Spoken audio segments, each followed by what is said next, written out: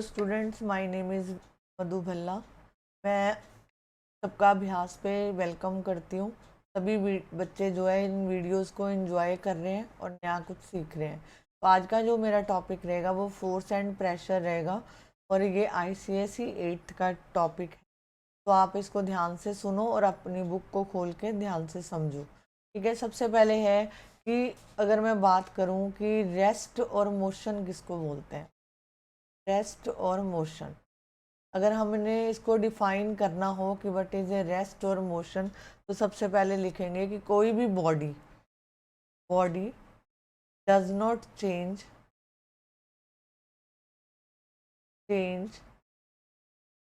its position with respect to surrounding. This is called rest. The body जो है अपनी position change नहीं कर पाती with respect to surrounding, that is called rest. और अगर कोई बॉडी चेंज इट्स पोजीशन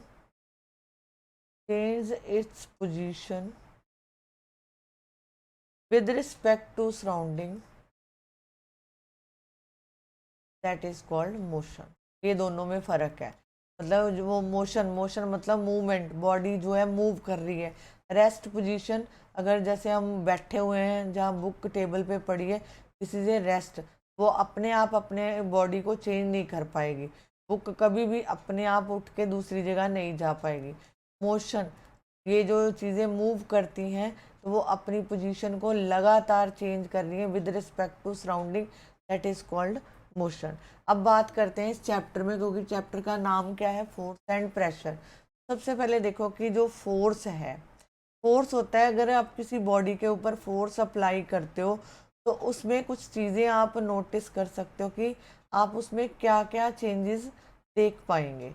देखो, अगर मैं किसी बॉडी के ऊपर फोर्स लगाती हूँ तो बॉडी जो है मूव करेगी। ठीक है, अगर हम किसी बॉडी के ऊपर फोर्स लगा रहे हैं तो उसका जो है चेंज इन साइज, का साइज चेंज कर सकते हैं। ठीक है, बॉडी की शेप चेंज कर सकते हैं, शेप ऑफ बॉडी। हम किसी की स्पीड को चेंज कर सकते हैं, डायरेक्शन चेंज कर सकते हैं बाय फोर्स। ये कुछ फैक्टर्स हैं जो आपको उसमें देखने को मिलते हैं। मतलब मैंने क्या बोला कि जब आप किसी बॉडी के ऊपर फोर्स अप्लाई करते हो तो आप बॉडी जो है अगर रेस्ट में थी तो मोशन में आ जाएगी, उसका जो साइज है वो चेंज हो जाता है, उसकी शेप चेंज हो जाती है, उसकी स्पीड चेंज हो जाती है बाय फोर्स, और उसकी डायरेक्शन जो है चेंज हो जाती है बाय फोर्स। अब देखो, इसको वन बाय वन जो है डिस्कस करते हैं कि इसको कैसे किया जाता है। जैसे मान लो अगर कोई बॉडी यहाँ पे है, ठीक है, आपने इस बॉडी के ऊपर फोर्स लगाया और इसकी पोजीशन थी ए। जब आपने इसको फोर्स लगाया तो ये बॉडी जो है ये बी पोजीशन पे आ गई। ठीक है, इस बी पोजीशन पे आ गई तो दैट मीन ये इसकी रेस्ट पोजीशन थी। जब आपने इसको मूव किया तो यहाँ पे फ्री टू मूव कर पाई। जैसे सिंपल सा एग्जांपल है, तो मैंने बोला कि ये अलमीरा है, ये आपका एक रूम है और ये आपका सेकंड रूम है, ये आपका रूम सेकंड है। यहाँ पे देखो, रूम सेकंड,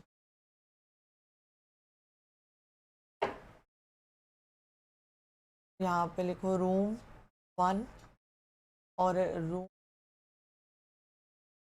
अब देखो, ये अलमीरा है, मतलब अलमीरा मतलब ये कोई बॉडी है।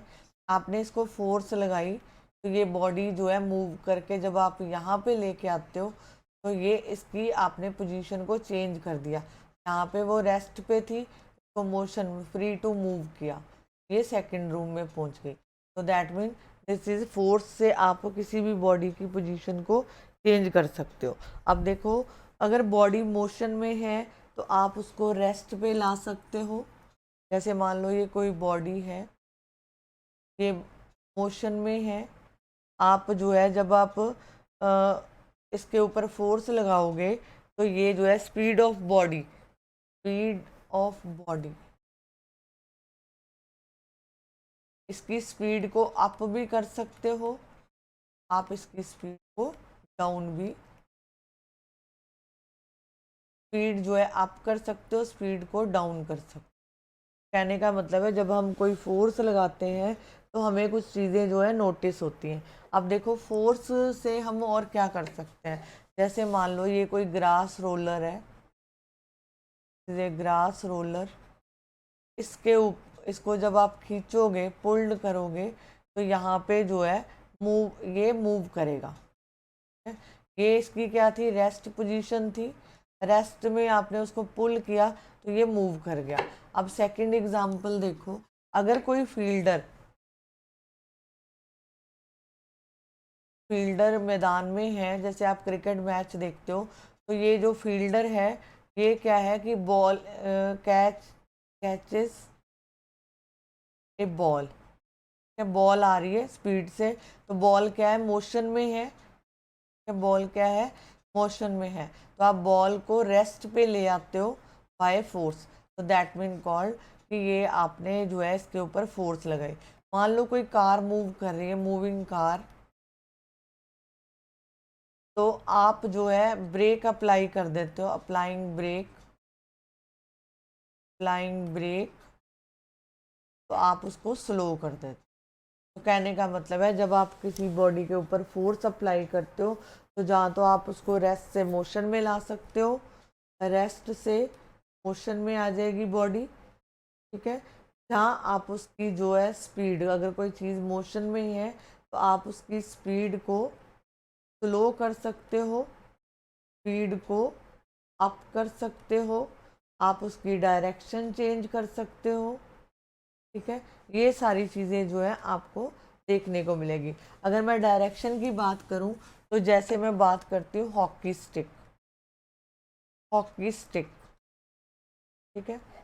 जैसे ये जो है, अगर मैं जस्ट आपको एक आइडिया दे रही हूँ कि मैं करना क्या चाह रही हूँ। यहाँ पे बॉल है, ठीक है, ये हॉकी से आप बॉल की डायरेक्शन को चेंज कर सकते हो। जैसे आपने क्रिकेट का मैच देखा होगा, क्रिकेट, तो उसमें क्या है, बैट्समैन जो है, बॉल आ रही है तो बैट्समैन जो है जरा सा उसके ऊपर फोर्स लगाता है, तो जो बॉल है, ये जैसे बॉल है, इसके ऊपर जरा सी फोर्स लगती है, क्योंकि ये पहले ही मोशन पोजीशन में थी। जब आप इसके ऊपर थोड़ा सा फोर्स लगाते हो तो आप इसकी डायरेक्शन को चेंज कर सकते हो। मैदान में बॉल इस तरफ भी जा सकती है, ऐसे भी जाएगी, ऐसे सामने की तरफ भी आएगी और पीछे की तरफ भी आ सकती है। आपने क्रिकेट मैच अगर देखा है तो आपको अच्छी तरह देखने को मिल जाएगा, ठीक है। अब देखो कुछ चीज़ें और हैं, जैसे हम किसी बॉडी के ऊपर फोर्स लगाते हैं तो बॉडी जो है स्ट्रेच हो जाती है। कैसे, मतलब बाय फोर्स आप किसी बॉडी को स्ट्रेच कर सकते हो,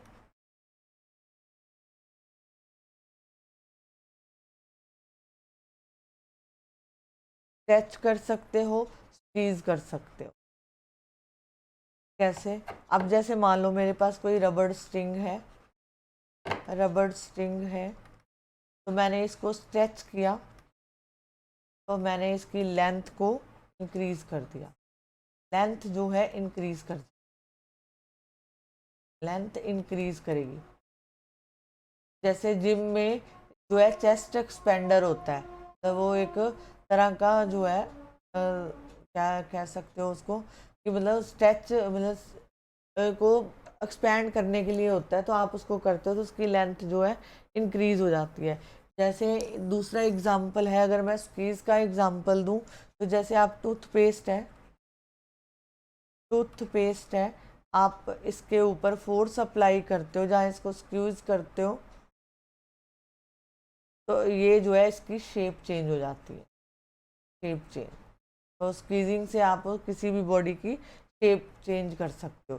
जैसे एक और एग्जांपल है, हमारे पास लेमन होता है, लेमन के ऊपर फोर्स अप्लाई करते हो, जहाँ उसको निचोड़ते हो तो उसकी शेप चेंज हो जाती है, स्क्वीज हो जाती है। तो कहने का मतलब है स्क्वीजिंग करने से किसी भी बॉडी की शेप को चेंज किया जा सकता है। अब देखो फोर्स क्या नहीं कर सकती, अभी तो पढ़ा था कि फोर्स कर सकती है। फोर्स क्या कर सकती है, डायरेक्शन चेंज कर सकती है, शेप चेंज कर सकती है, साइज को चेंज कर देती है, ठीक है, डायरेक्शन चेंज कर सकती है। अगर कोई बॉडी रेस्ट में है तो वो उसको मोशन में ला सकती है, अगर मोशन में बॉडी है तो रेस्ट में ला सकती है। अब है क्वेश्चन की जो फोर्स है वो ऐसा क्या नहीं कर सकती। तो अब देखो फोर्स में हम कह सकते हैं कि not change the mass of the body, not change mass of body, body का मास चेंज नहीं कर, ठीक है। दूसरा है, आप लिख सकते हो आप फोर्स को देख नहीं सकते, can not see a force, force को सिर्फ फील कर सकते हैं, ठीक है।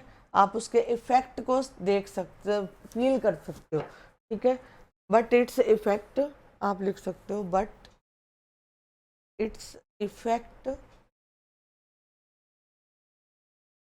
ठीक है। फोर्स को आप देख नहीं सकते बट उसको फील कर सकते हो। अब देखो इसमें जो है फोर्स में both magnitude, magnitude, magnitude and direction होती है, मतलब मैग्नीट्यूड भी होता है और डायरेक्शन भी होती है, तो ऐसे लिखा जाता है। तो ये वाला जो है मैग्नीट्यूड, इस मैग्नीट्यूड, और फोर्स किस तरफ लग रही है, इस डायरेक्शन, ठीक है। तो अगर जिसमें मैग्नीट्यूड होता है और डायरेक्शन होती है उसको बोलते हैं vector quantity.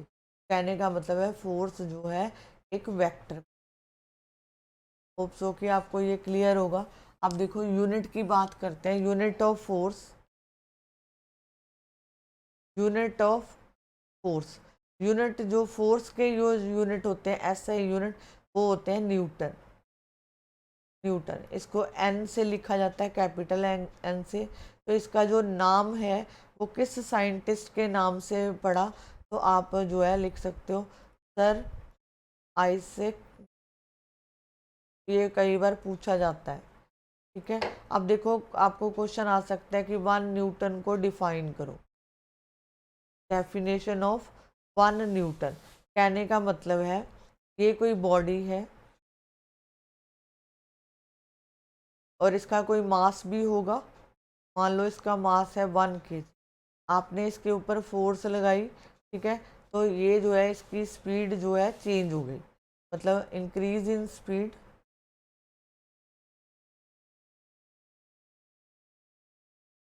In speed by 1 metre in 1 second, मतलब वो 1 मीटर का डिस्टेंस जो है वो 1 सेकेंड में कंप्लीट करती है।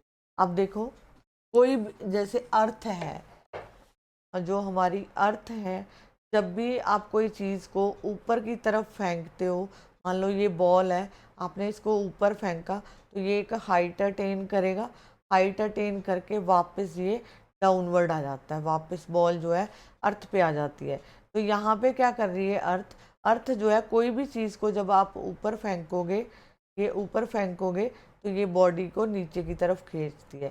कहने का मतलब जो हमारी अर्थ है वो अट्रैक्ट करती है बॉडी को, attract the body toward it, और ये इसमें जो फोर्स एक्सर्ट होती है, force of attraction exerted on a body, on a body by अर्थ, अर्थ उसके ऊपर फोर्स लगाती है। तो यहाँ पे ग्रेविटी काम करती है, कोई भी चीज़ को आप जब ऊपर फेंकते हो तो वो जो है हमेशा नीचे आएगी। जहाँ हम उसको बोलते हैं weight of the body, weight of body, जहाँ हम उसको कह देते हैं force of gravity, force of gravity, मतलब जब भी आप कोई चीज़ को ऊपर फेंकते हो तो ये जो है चेंज हो जाता है। अब देखो जो वेट है भी बात कर रहे हैं वेट की। वेट जो है वो डिफरेंट होता है, different at different places of earth, different places on earth. Mass change नहीं होता बट वेट चेंज हो जाता है, ठीक है। पोल पे कुछ और होएगा तो ये जो है अलग अलग होता है, मतलब different at different places on the earth. अब देखो 1 kgf जो है 10 न्यूटन के इक्वल होता है, और 1 kgf की एक वैल्यू यूज़ करी जाती है न्यूमेरिकल 9.8 न्यूटन। अब देखो अगला टॉपिक है आपकी बुक का turning effect of force. Turning effect, effect of force होता क्या है। मान लो ये मेरे पास कोई बॉल है,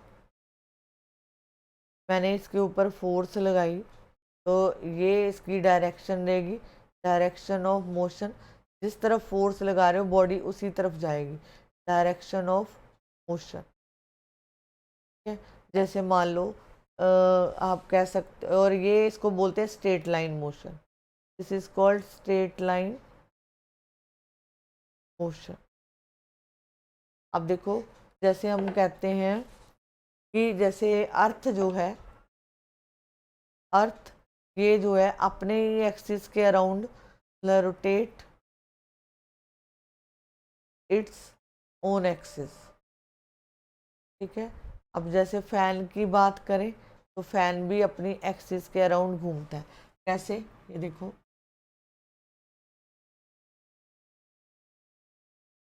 ये इसका सेंटर है, यहाँ से ये वर्टिकल लाइन है, that is called axis of rotation, इसको पाइवोट बोलते हैं। तो यहाँ पे जब आप फोर्स लगाओगे तो ये चीज़ घूमना शुरू हो जाएगी और ये अपने ही एक्सिस के अराउंड घूमती है, इसको बोलते हैं एक्सिस, ठीक है। अर्थ और फैन का एग्जांपल है। अब देखो जैसे हम कोई डोर ओपन करते हैं तो डोर में हैंडल होता है, हैंडल ऑफ डोर, या तो हम उसको पुश करते हैं या हम उसको पुल करते हैं, ठीक है? अब देखो जो डोर है, डोर में जो है हिंजेस होते हैं, जैसे ये कोई ऐसे डोर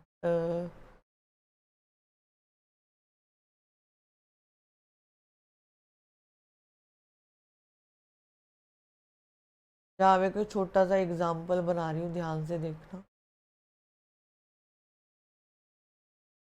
यहाँ पे ना हिंजेस लगे होते हैं दरवाजे पे, ऐसे हिंजेस लगे होते हैं, तो दरवाज़ा इसी के अराउंड घूमता है, ठीक है। जब आप उसको hinges which hold the door at rest, तो यहाँ पे डोर को आप क्लोज कर सकते हो, डोर को आप जो है ओपन कर सकते हो, यहाँ पे जो है हिंजेस लगे होते हैं जो दरवाजे के पास, ठीक है।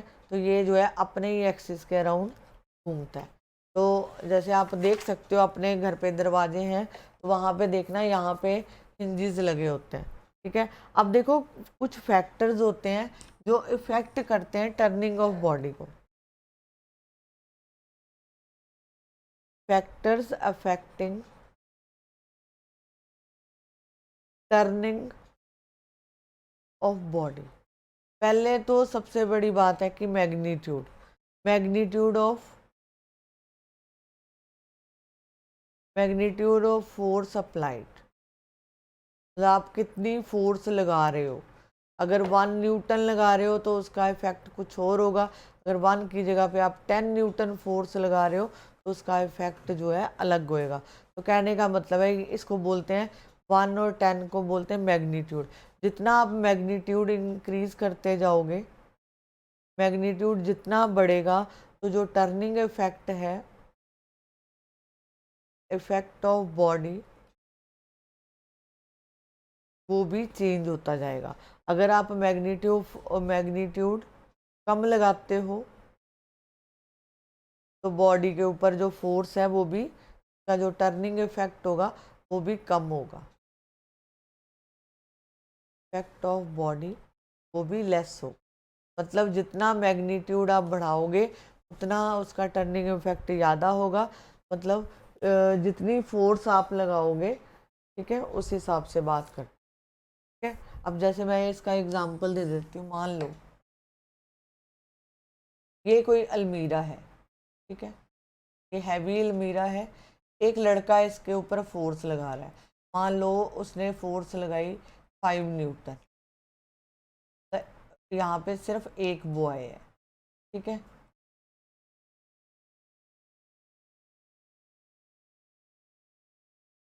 एक बॉय है, तो इसने फोर्स लगाई 5 न्यूटन। अगर मैं यहाँ पे दूसरा बॉय भी खड़ा कर दूं, ठीक है, एक और बॉय को खड़ा कर दूं इस को लगाने के लिए, तो कहने का मतलब है 15 न्यूटन आप फोर्स लगा रहे हो इसको एक जगह से दूसरी जगह हिलाने के लिए, तो कहने का मतलब ये है कि आप जितनी फोर्स लगाओगे उतना ही उसका टर्निंग इफेक्ट आएगा। दूसरा है इसमें एग्जाम्पल कि जो परपेंडिकुलर डिस्टेंस है, the perpendicular distance of the force from the pivoted point। अब देखो कैसे इसको समझो, जैसे मान लो ये मैं एग्जांपल दे रही हूँ, ये मैंने पहले भी बना के दिया है आपको, ये एग्जांपल दे रही हूँ मैं डोर का एग्जांपल।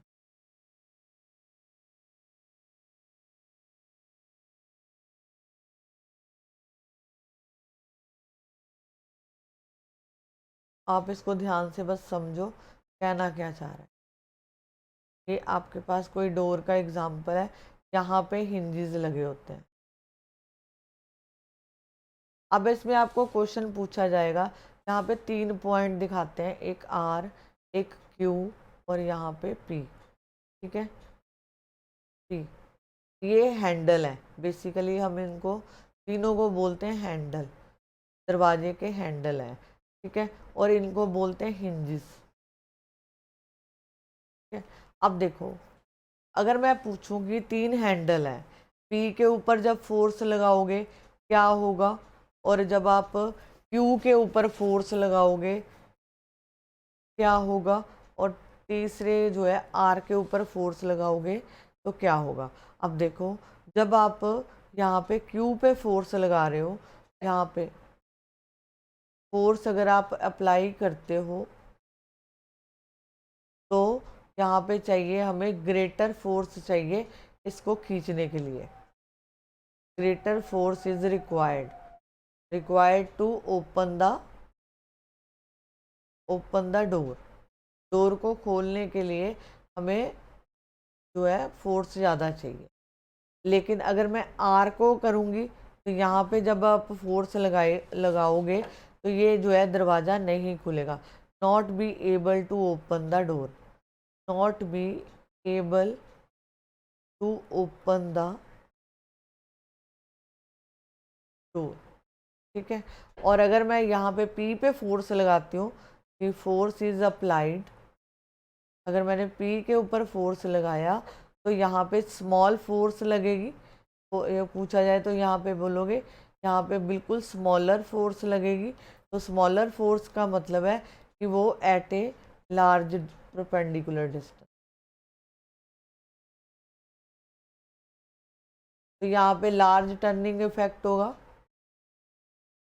टर्निंग इफेक्ट होगा और दरवाज़ा जो है इजीली खुलेगा।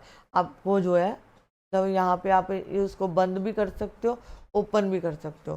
कहने का मतलब है इसमें आपसे क्वेश्चन पूछा जाएगा कि ये 3 हैंडल हैं, अब बताओ कि यहाँ से यहाँ पर इजीली आप डोर कहाँ पे ओपन कर सकते हो, पी पॉइंट पे, क्यू पे कि आर पे।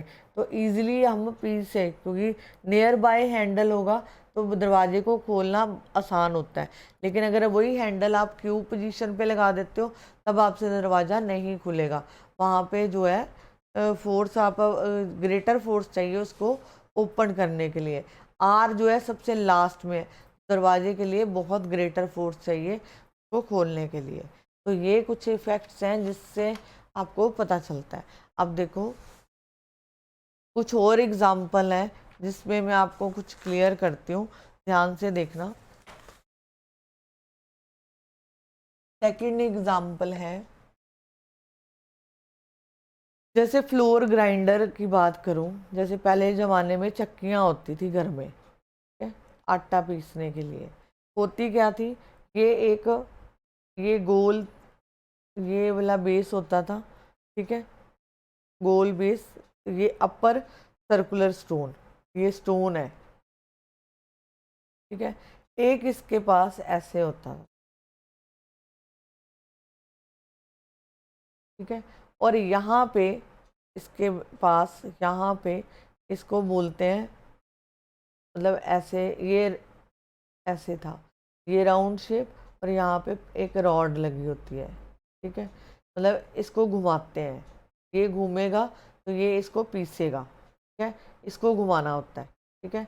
और ये जो इसका सेंटर है, यहाँ पे गेहूं डालते हैं, मतलब दाने डालते हैं यहाँ पे सर्कुलर, ये इसमें डाले जाते हैं।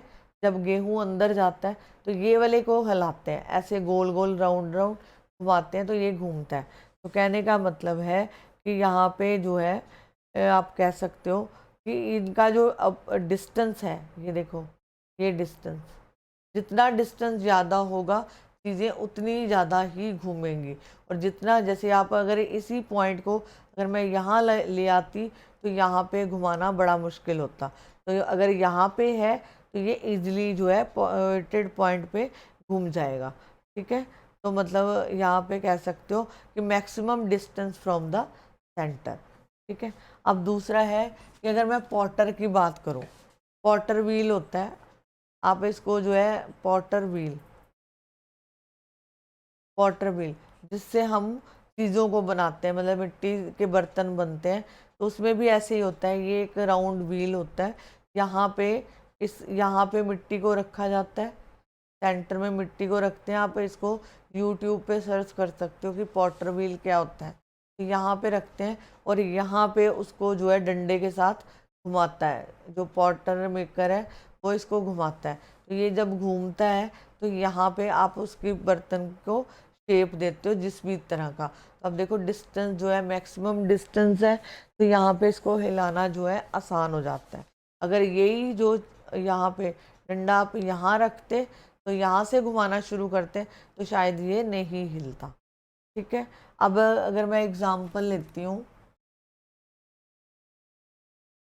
ठीक है, बाइसिकल, आपने साइकिल चलाते हो तो बाइसिकल देखा होगा कि एक व्हील ऐसे ये बड़ा होता है और एक यहाँ पे पीछे छोटा होता है, और इसके ऊपर एक चेन चल रही होती है, ठीक है, अराउंड ये चेन,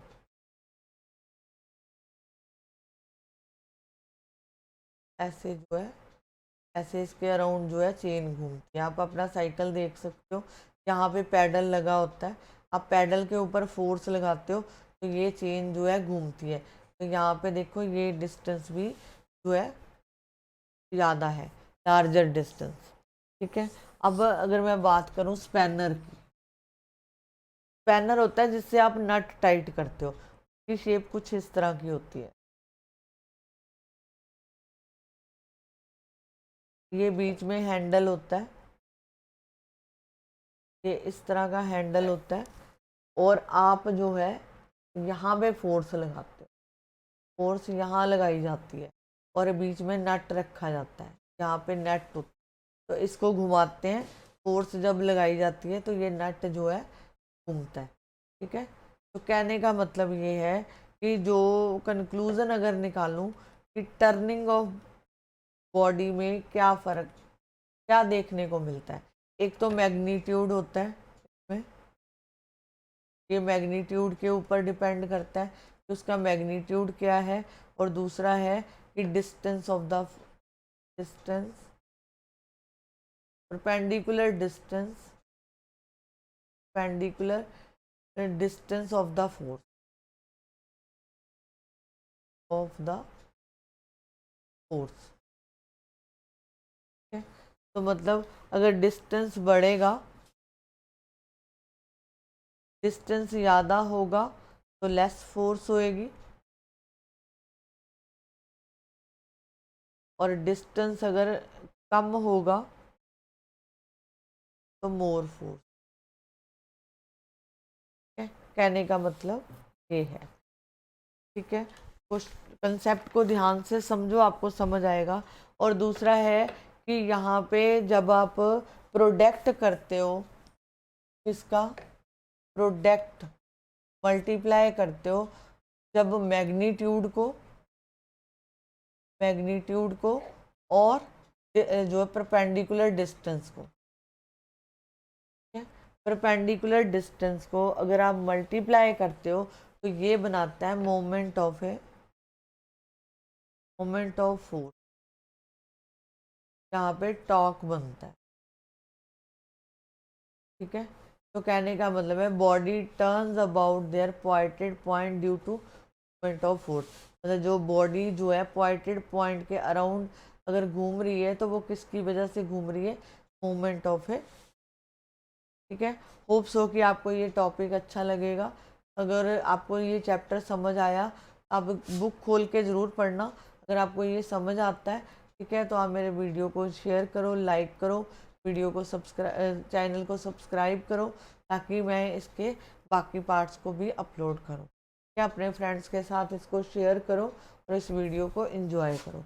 और चैप्टर को जहाँ पे आपको नहीं समझ आता वीडियो को पॉज करो और दोबारा से देखो। Thank you very much.